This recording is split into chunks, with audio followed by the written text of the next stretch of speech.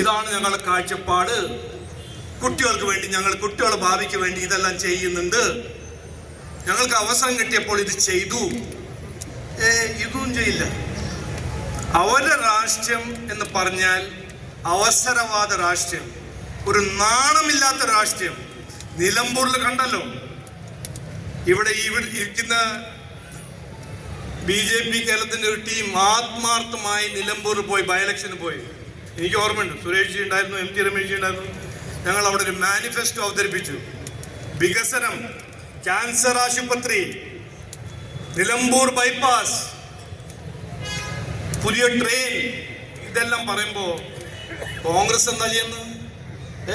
ഒരു വികസനത്തെ കുറിച്ച് ഒരു വാക്ക് പറഞ്ഞില്ല. എന്താണ് ചെയ്തത്? ജമാഅത്തിന്റെ ഒപ്പം ഞങ്ങളുടെ ഒരു അലയൻസ് ആണ്, ഞങ്ങൾ ജമാഅത്തിന്റെ ഒപ്പം രാഷ്ട്രീയം ചെയ്യാൻ പോകുന്നു. ഇതാണ് കോൺഗ്രസിന്റെ രാഷ്ട്രീയം. ഈ ജമാഅത്ത് ആരാണ്? അതിനെ കുറിച്ച് ചർച്ച ചെയ്യണമല്ലോ. പ്രകാശ് ബാബുജി അതിനെക്കുറിച്ച് കുറച്ച് കാര്യങ്ങൾ പറഞ്ഞു. പക്ഷെ ഇതിന് അടുത്ത 45 ദിവസം ഞാൻ എല്ലാവരോടും അഭ്യർത്ഥിക്കണം, ഓരോരോ വീട്ടിൽ പോയിട്ട് ഈ ജമാഅത്തിനെ കുറിച്ച് ചർച്ച ചെയ്യണം, ചെയ്യിപ്പിക്കണം. ഈ ജമാഅത്തെ ഇസ്ലാമി എന്ന് പറഞ്ഞൊരു സംഘടന, അത് അവരുടെ കാഴ്ചപ്പാട് എന്താണ് നമ്മൾ കൃത്യമായി മനസ്സിലാക്കണം. അവര് കോൺഗ്രസിന്റെ രാഹുൽ ഗാന്ധിയും കോൺഗ്രസിന്റെ പ്രതിപക്ഷ നേതാവും ഒരു കൈയിൽ ഭരണഘടന എടുത്ത് പറയുന്നത് ഞങ്ങൾ ജമാഅത്തെ ഇസ്ലാമിന്റെ ഒപ്പം രാഷ്ട്രീയം ചെയ്യാൻ പോകുന്നു. ഞാൻ പണ്ട് കാലത്തൊരു വ്യവസായിയായിരുന്നു. ഈ കേരളത്തിന്റെ ആദ്യത്തെ മൊബൈൽ നെറ്റ്വർക്ക് ഉണ്ടാക്കിയ ഒരാളാണ്, വ്യക്തിയാണ്.